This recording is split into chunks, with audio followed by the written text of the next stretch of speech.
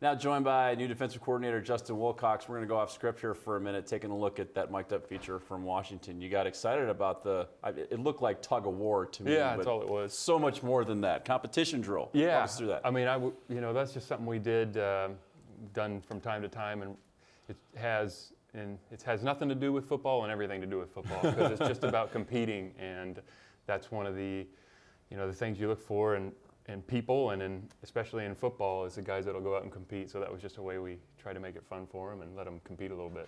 How often do you put something like that in place on the field, and why is something like that important for you as a coach? Again, I think it just goes back to, in the game of football and in life, competitive people tend to, show up and have success, and I think it was just something we tried to mix it up, whether it was a one-on-one tug of war or a one-on-one offense, defense, open field tackling, or anything.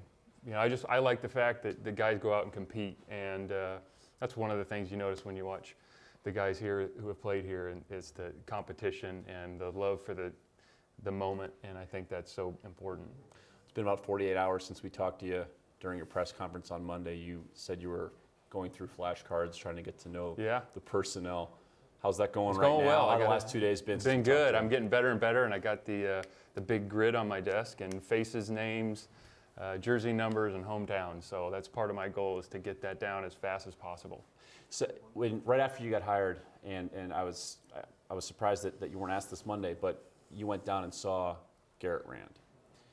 That was a priority, and today, thankfully, everything went according to plan. But to be able to contribute in that way, that quickly to this program, making that visit, how was that visit considering the circumstance? It was great. Obviously, the coaches here had done a fantastic job recruiting Garrett, and I had known him prior. And when everything kind of got finalized, I guess that was Wednesday, I had made my way to Arizona and was able to jump in on the home visit right away, and had a great visit, and visit with the family and Garrett and Coach Rudolph and Noke. We were all there, and it was a really good visit, and I think probably put everybody's mind at ease a little bit. Was that the purpose? A little bit more at ease, to reassure that there's still a plan in place for Garrett? It's going to work at Wisconsin. Right, absolutely. And I think when there is change, sometimes there's people have questions, and those were answered and addressed. And again, the guys had done a phenomenal job recruiting him, and Garrett was great, and we're excited about him and the rest of the guys.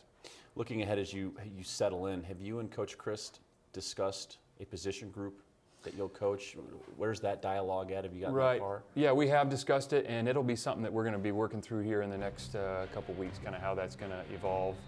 So it's not yet set in stone. It'll be determined here shortly as we get going. I guess just quickly, what kind of factors go into figuring that out? Well, I think just what's best for the staff, what's best for the players, and all that. So it's like there's a couple different options there, and we're going to discuss those here in the next week and a half, and we'll go from there.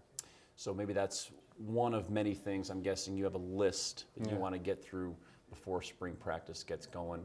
What else is on that list? Well, I mean, I think it's how structurally how we're going to be staff-wise, getting to know the players, getting to know obviously the returners, the semantics, because a lot of the defense is going to be, there's so many similarities, and it's just the language and certain things.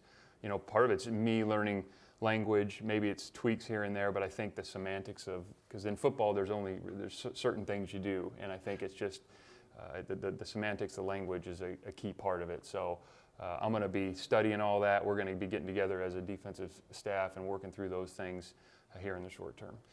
That will all lead up to, Coach, you addressing the defense for the first time, get them together as a group. What will that message be?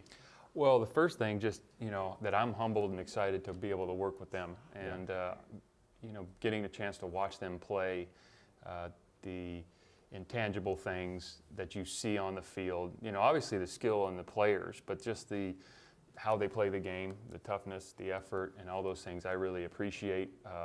And then it's my job. I think it's actions. There's no speech that you give right off the bat that's going to change everything. I mean, I think it's just over the course of time, and they'll get to know me and I'll get to know them, and I think that's the process. But I'm just excited to work with those guys as I am the staff. Well, we appreciate you taking the time out of getting all that done to join us here on set. Lots to do. We look forward to seeing what happens in spring practice. That's Coach Justin Wilcox joining us here inside signing day. And not too long ago, had a chance to meet early enrollee